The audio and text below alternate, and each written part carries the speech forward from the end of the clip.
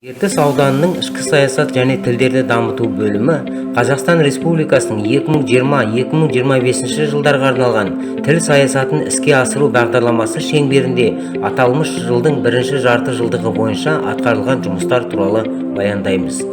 Жалпы аудан бойынша Қазақстан Республикасындағы тіл туралы заңын іске асыру және іс-қағаздарды мемлекеттік тілде жүргізу бойынша мақсатты жұмыстар жүргізілуде.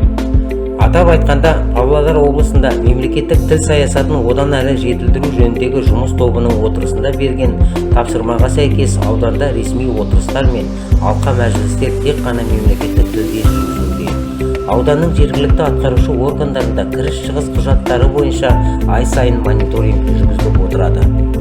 Тіл саясатын одан әлі жетілдіру жөніндегі аудандық жұмыс тобы жұмысын жалғастыруда.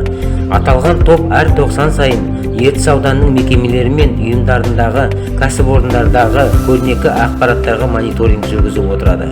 Ауданның білім бөлімі және Қазақтелеком акционерлік қоғам бөлімшесіне көрнекі ақпараттарға мониторинг жүргізді.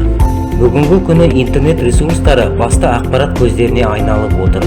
Аудандық жұмыс тобының отырысында берілген тапсырмаға сәйкес ауданның барлық мемлекеттік мекемелерінің ресми сайттары және Instagram парақшаларында апта сайын жаңартылып, ақпараттармен екі тілде толықтырылып отырады. Биылғы жылы аудан бюджетінен мемлекеттік тілді оқытуға 950 мың теңге қарастырылған.